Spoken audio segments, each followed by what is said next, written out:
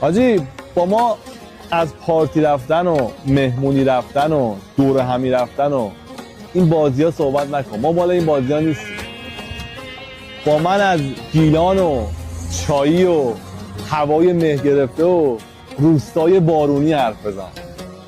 میگم من رسما در سن و سالی هستم که از صدای غیر ضروری و از دوستای بیفایده بیزارم. میگم اینقدر برامون حوصله مونده، اونم گذاشتم واسه کسایی که باشون حال میکنن. مخم دیگه نمیکشه. میگم کاش عقل الانمو 10 سال پیش داشتم، شور و شوق 10 سال پیشمو الان داشتم. ولی حیف که گذشته ها گذشته.